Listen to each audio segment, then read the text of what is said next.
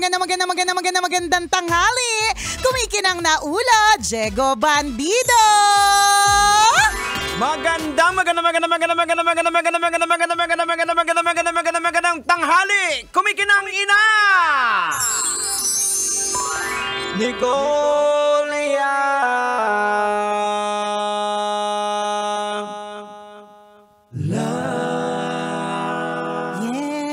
Bring it down. Shout out sa lahat ng mga magulang na pangiti-ngiti lang pero pagod na ang bulsa. Alam mo, natutuwa ako, Jegs, kasi yung katawan ko kinakaya niya. I mean, sa lahat ng mga puyat, pagod, kinakaya niya. Talagang binibigyan ako ni Lord ng so much energy to carry on yung mga araw, 'di ba? Ang hindi lang talaga kinaya yung mapigilan yung kuliti ko sa mata. Nagkukuliti na ako sa pagod. Nakakaloka! Ano ba naman tong kuliting to? Nakaka-stress! Pambihira! Nagsisilabasan na sila. Yung kinakain na mata mo, pero ng katawan mo, pero lumabas na yung mga stress sa mata mo. Nakakaloka. Kanina nga pinag-uusapan namin ng asawa ko ni Let, yung papunta pa biyahe dito kasi sobrang traffic. Sabi niya magpamasahe tayo. Sabi ko, sa totoo lang, ilang araw na ako pagising ko masakit yung katawan ko, yung bango. Totoo talaga. Pero kasi wag ka muna magpamasahe. Kasi sayang. Mapapagod ka pa eh. Kaya. May mga pagod pa. Pagka sa birthday mo na lang. Yan. Diba? Pero ano pa man, mga kabisyo, ang mahalaga we get to celebrate. Yung mga pagod na mga yan, natatapos naman din yan. Alam mo, pabilis na yung mga pangyayari ngayon. Ito na nga, anong nakasulat dito sa atin? 5 days, 11 hours, 34 minutes, and 35 seconds. Yan. Ramdam na talaga yung Pasko. Ramdam na talaga natin ang Christmas spirit. Ang traffic, lumalala na. May nakita ko dumaan sa feed ko yung pauwing Bicol. 13 kilometers na ba yung tukod ng traffic Oh my gosh, ang layo na nun. 13 kilometers yung hindi gumagalaw. Hala ka! Kaya sa mga uuwi ng Bicol, good luck! Good luck po sa mga pantog. Naway ito po'y matitibay. Naku, wag po kayong kakain ng itlog ngayon, di ba? Yung mga pwede ikasira ng tiyan ninyo. Naku, 13 kilometers of traffic. Ano to pa, SLEX, no? Malamang. Ay, hindi ko lang alam. Basta sa Bicol eh. Tapos meron may nag-post na alas 2 sa madaling araw, nandun sila sa certain barangay. Alas 6 na, nandun pa rin sila. Totoo ba? Ay, pasensya na po. Hindi po ba kayo na-inform? Diyan po ang vacation po ninyo sa SLEX. 3 days and 2 nights. Nakakalurky, no? Kakastress yan sa gas, tsaka sa pagod. Sobra. Nakakaloka talaga yung pagod. Yung mga short distances nga lang dahil nga matindi yung traffic. Nagiging parang long distance siya. Ang sakit niya na sa likod. Si Ma'am Vida nga kasi may meeting kami kagabi. Ang sabi niya, naikwento niya, nung nagkaroon sila ng activation kahapon, mula dito sa atin puntang Pasay, isa't kalahating oras. Pasay to where? Baklaran. Pasay to Baklaran. Na malapit lang. 1.5 hours. Ayoko na. Kaya tuloy, alam mo, meron akong friend na balikbayan na dating office mate sa dati kong pinagtatrabahuhan na minsan lang talaga umuwi dito. Magkita-kita daw sa Monday. Sabi ko, I can only go Pasay or Makati. Hanggang dyan lang talaga. Subukan niyo po talagang pumasig. Mag Quezon City. Kahit nga yung Skyway. Ay, grabe na rin din yung mga exit na Oo, correct. Nag-ano sila yung parang maluwag. Diba kasi ilang lanes. Pero pagdating sa exit, ang liit lang, isa lang. Pila din, tukod na. Pila din. Nakakalurky. Tapos may mga sumisingit-singit pa dyan. Diba? Along that pila, meron pa dyan mga sumisingit-singit. Basta importante po, mga kabisyo, sa ganitong klaseng panahon, mahabang pasensya. Yun po, itawa na lang po natin. Maghanap na lang po tayo ng mga pagkakaabalahan na ikatatawa natin kaysa mainis tayo at mayamot kasi hindi naman makakatulong yan. Isa pa sa mga paalala, kasi nga kabi-kabilaan yung party at mamaya speaking of party natin. Oo nga. Sana manalo ka ng raffle. Kaya nga, hindi kasi ako makaka-attend Yung mga umiinom na pauwi na ng bahay. Kasi kagabi may nadaanan ako aksidente sa Cavite. Naku. So ingat po tayo. Hindi ka naman sure kung nakainom naman yun. Pero paalala na rin. Pero paalala na rin talaga. Kasi sa totoo lang, kapag kapag madami talagang nagwawalwal kapag ganitong Christmas party, paano libre kasi? Correct. Diba? So May libre mga kasi, bar, minsan open bar, Yan. open mobile bar. So bihira lang kasi yung libre ang inumin. Kaya gano'n na lang katindi yung pagwalwal ng mga tao. If ikaw yung naatasan na magmaneho o ikaw yung merong sasakyan. Correct. Wag mong kakalimutan na hindi lang safety mo ang pinag-uusapan dito. Safety ng lahat ng mga tao makakasalubong mo sa biyahe. Tandaan mo, hindi lang ikaw. Yung makakasalubong mo, yung nasa daan, may pamilya yan. Tama. Yung iba dyan, malas, 2 pa pamilya, di ba? So yun yung lagi mong isipin. Hindi lang ako ang tao sa mundong ito. So kapag I drink and I drive, it's going to affect a lot of people. Correct. So wag na lang. Sisiguraduhin mo meron kang panggapang pauwi. Ako naalala ko dati pag nagwalwal ako kasi nagmumotor pa ako. Pag hindi ko na kaya, iniwan ko na yung motor eh. So, diba? Magagapang na lang. Gagapang, okay na yun. Diba? Pero meron talaga hindi ko alam, meron talaga mga tao na, hindi, kaya ko ba to? Siyempre, yung mga eksenang pakul. Oo. Diba? Madisgrasya ka, pagising mo, nasa kabilang buhay ka na. Totoo, diba? Lumulusot ka na sa pader. Alam mo! Nakaupo ka sa wheelchair, tapos yung wheelchair mo mismo lumulusot sa pader. Tay tayo dyan. Diba? Mabuti nga kung ikaw paano kung marami kayo lumulusot na? Diba? Ibig sabihin marami ang nadamay. Sana na lang good news ang matanggap po natin. Naway manalo ka sa raffle, Jets. Anong mag-manifest tayo? Anong goal mo na mapanalunan? Hindi ko alam paano pamimigay nila. Basta kung ano man, kung ano diba? man, oo. Salamat tayo dyan. Correct, kasi hindi kasi lahat Oo. Hindi lahat makakatanggap Lalo na kapag malaking kumpanya o kaya malaki. Dami malaki ang grupo, tao. marami kayo, hindi lahat makakatanggap. So yung meron ka matanggap, ano pa man yan, di ba?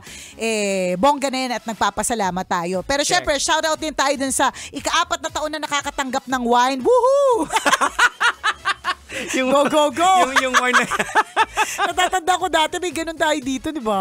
Parang 200 na wine. Parang, hindi pa natatapos. Hindi na lang kaya ipamigay. Nirapol talaga. Ay, nako. Pero, minsan lang to sa isang taon. So, let's make the most out of it. And babalik tayo dun sa pagwawalwal. Siguraduhin mo lang na may mukha ka pang maipapakita the next day kasi bukas may pasok pa. May pasok pa. Baka isipin mo Baka walang pasok. Hindi. Ang nakakalurkay dito, yung kapag na sobra ka nagwalwal, inupuan mo si boss. So, sa halip na papasok ka na taas no o bukas, baka gusto mo maghukay na lang ng lupa kasi nakawalwal ka ng matindi, di ba? Yung nasobrahan ka sa party ng inom tapos nilandi mo yung boss niyo. Di ba? Tapos yung boss mo naman, super lang din. Hinayaan ka lang din, tapos ang daming video. Ay, nako. Oo. Nakaganon ka na pagpasok. Ayaw mo na nakatakip na yung mukha mo. O sige, naka-helmet ka. Correct. Sabihin ko sana may saklob ka. Parang kang tatakbo ng oblation. Nakakalurky. Hindi, pero totoo it happens kapag matindi yung enerhiya, matindi yung vibe, tapos high. Yung adrenaline mo, diba? Tapos yung tukso ng mga tao sa paligid, di ba? 5 seconds, walang mali siya, di ba? Akala mo lang walang mali siya. Kapag na video na, wali na. Kaya alam mo, buti na lang yung mga time na ganyan kami. Buti na lang, walang resibo. Walang resibo. Walang nakaalab. Kwento lang ang lahat. It may or may not, or it did or did not happen. Di ba? Walang resibo. Thank you, Lord. Oo nga. Biglang naisip. Nag-flashback. Biglang may nag-flashback na event Oo nga, Diba? Buti na lang talaga. Kaya lagi ko sinasabi, mabuhay talaga yung generation natin Kasi ang dami nating ginawa. Mas malala pa kay Maris Racal. Mas malandi ako kay Maris. Promise. Pero wala kayong resibo. Walang resibo na sumasayaw kayo sa dance floor. Hindi kayo magkakilala. Nagkatinginan lang kayo. Na. Tapos, bang! Bang! Bang! Bang-bangan na! Pero, walang resibo! Walang resibo! At dahil dyan, it did or it did not happen. Correct. Wali. Pwedeng i-deny, di ba? Yun yung problema nga yun Lahat meron ng resibo and kailangan mo talaga maging aware dyan ha.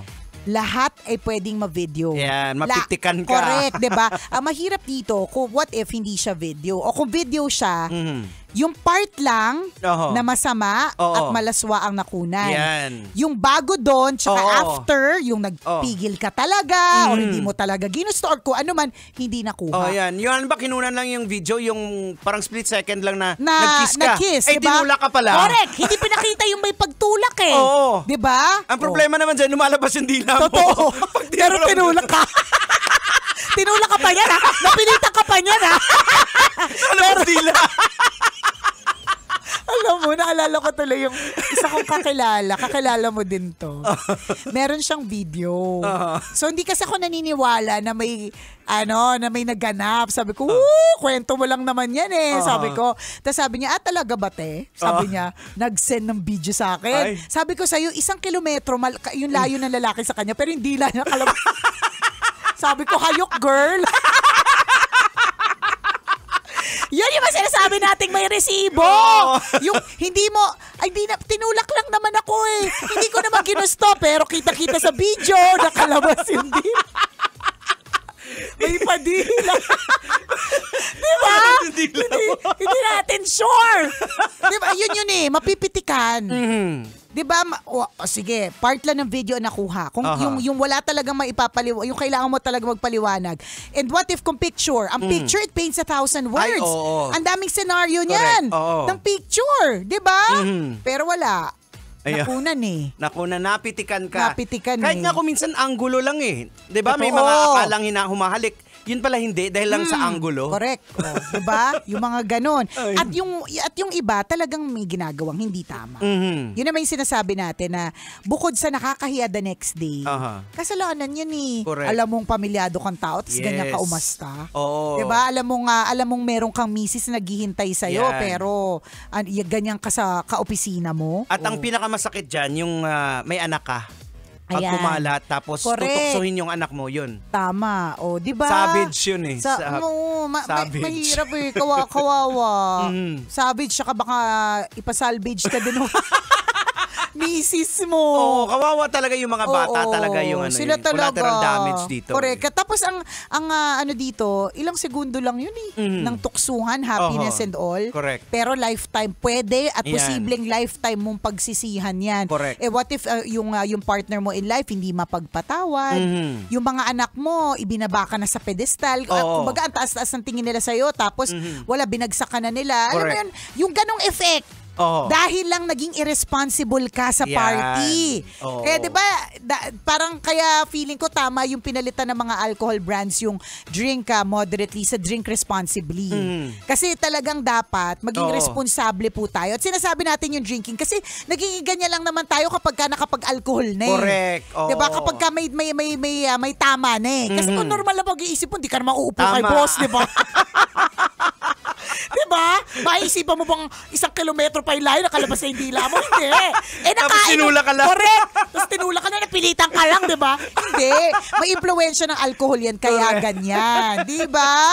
So mag-iingat po tayo sa lahat ng ating mga actions. Again, it is a responsibility. Ayan. So may mga Christmas party kagaya po namin. Ayan, tandaan nyo po yan. Na meron po tayong responsibility. Correct. Diba? Whether or not makukunan kayo ng resibo, responsibilidad mo na makauwi ng maayos. Correct. Responsibilidad mo yung na makauwi ng maayos lahat ng mga makakasama mo sa kalsada. Diba? At responsibilidad mo na maalala na may asawa ka at mga anak. Tsaka iwasan diba? yung sige, hatid na kita. Ayan, nakapatay tayo dyan sa mga hatid-hatid na yan. Sa'yo ba, dati ilang beses kang ginano na, hatid na kita? Hindi. Ako kasi ikaw dati ang tagahatid. Tara, hatid na kita. Kasi ako yung may alak, so ako yung may balak. Nakakaloka. Ay, nako. Ganun talaga. Hayaan mo na, Jegs. Ako talaga yung may alak. So ako yung may balak. Hindi, pero totoo. Yung hatid na yan. Pwede, kung hindi nakainuman lahat and everyone is in their right minds, go! Ayan. Diba? Kasi mahalaga naman safe ka makarating. Tsaka siya yung may sasakyan eh. Siyempre siya talaga yung maghahatid. Diba? Pero kung nakainom, Tapos alam mo din naman na mag-gauge mo naman yan, Jigs eh, 'di ba? Hindi naman tayo tanga sa mga ganyang klaseng. Alam mo naman if the person likes you. Wag tayong adults na tayo. Alam natin yan kapag ka nagta-try mag-score, alam natin kapag ka nagfo-flirt, yan. Alam natin lahat yan kaya maging responsable. May mga palipad hangin. Oo, alam natin yan. Wag kang lasing-lasingan pero iced tea lang naman tinira. Alam natin yan. Gawain mo kasi. Ayun, nalasing ako. Kakahilo naman. Ano ba itong ininom ko? Ano ba ito? Iced tea lang. Nakakalasing pala yung sugar. Pero hindi kahit walang impluwensya ng alak, mag-ingat ka rin din sa mga matang makakakita. Ay, totoo din. Diba? Kahit wala ka namang intensyon, tapos babae, lalaki kayo, hinatid. May hinatid ka. Ganyan. May nakakita. Oh, mahirap din. Mars. Confirm. Kahit sa totoo lang, wala naman din talaga. Diba? Hindi, pero gets naman natin yung hatid-hatid kasi mahirap naman talaga umuwi ngayon. Pero siguraduhin lang na walang sundot sa hatid. Hatid sundot. Walang ganon. Walang sundot kasi sa hatid. Hatid lang. Hatid lang. Walang sundot. Oy, good luck sa mga Christmas party at sa mga Christmas presentation. And congratulations po sa lahat ng mga loyalty awardees. Sa'yo, congratulations nga Grabe, sa'yo. 20 years in the company. Wow. Ang tagal na. At ako'y lubos na nagpapasalamat dito sa kumpanyang ito na nagbigay sa akin ng pangalan, nagbigay sa akin ng pagkakataon na dumaldal at to speak my mind and to also entertain and influence people. Yes. Diba? So, maraming salamat po sa Love Radio and of course sa MBC Media Group. Oras natin, 12:39. Ako po ang kumikinang na ulo, Diego Bandido. At ako ang kumikinang ina mo, Nicole Liala. Kailangan pa bang i-memorize yan? Basic! Ramdam na ang Pasko sa Love Radio. Basic!